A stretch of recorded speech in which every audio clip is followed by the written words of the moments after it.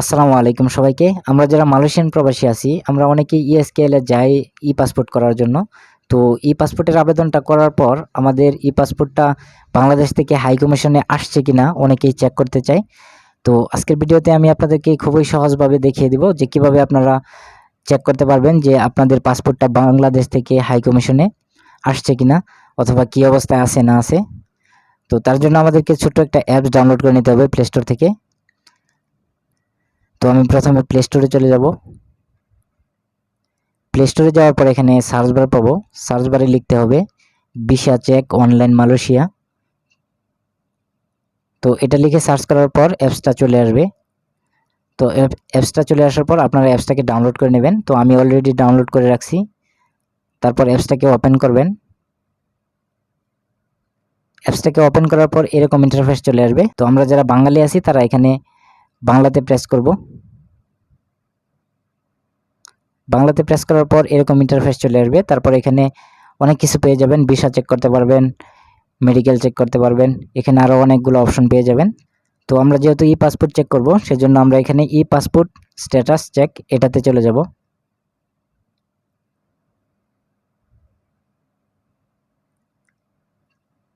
তারপর আপনি যখন ESKL থেকে আবেদনটা করেন, আবেদন করার শেষে আপনাকে একটা পেপার দিয়ে দেয়। সেই পেপারের মধ্যে একটা নাম্বার থাকে, ডেলিভারি স্লিপ নাম্বার। সেই নাম্বারটা এখানে দিয়ে দিবেন। তো আমি সেই নাম্বারটা এখানে দিয়ে দিচ্ছি, আমার নাম্বারটা। তো সেই নাম্বারটা দেওয়ার পর এখানে আপনার ডেট অফ বার্থ, আপনার জন্ম তারিখটা এখানে দিয়ে দিবেন। তো আমি আমার জন্ম তারিখটা এখানে দিয়ে দিচ্ছি। তো জন্ম তারিখটা দেওয়ার পর এখানে একটা বক্স পাবেন, এখানে আই এম হিউম্যান, এটাকে টিক করে দিবেন। তারপর এখানে নিচে একটা অপশন পাবেন চেক, এখানে প্রেস করবেন। তো এখানে প্রেস করার পর উপরের দিকে দেখবেন আপনার নাম শো করতেছে। তো এখানে দেখেন শো করতেছে আমার নাম এবং আমার পাসপোর্টটা কী অবস্থায় আছে এগুলো শো করতেছে। তো এখানে লেখা আছে dear Abu Raihan, your new e-passport has been issued from local passport office. So আমার পাসপোর্টটা অলরেডি চলে আসছে মালয়েশিয়াতে।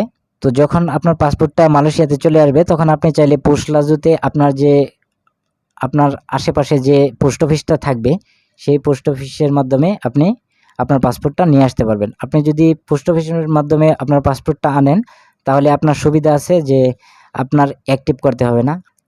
আর যদি আপনি সরাসরি হাই কমিশন থেকে আপনি আপনার পাসপোর্টটা আনতে যান তাহলে আপনাকে অ্যাক্টিভ করার জন্য আবার ESKL এ যেতে হবে।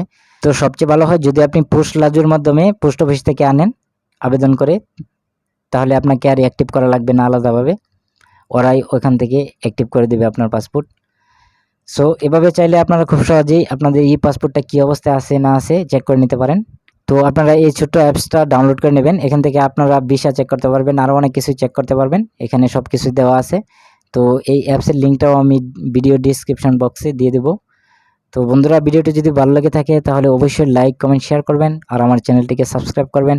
দেখা হচ্ছে পরবর্তী কোনো এক ভিডিওতে। আজ এ পর্যন্তই। আল্লাহ হাফেজ।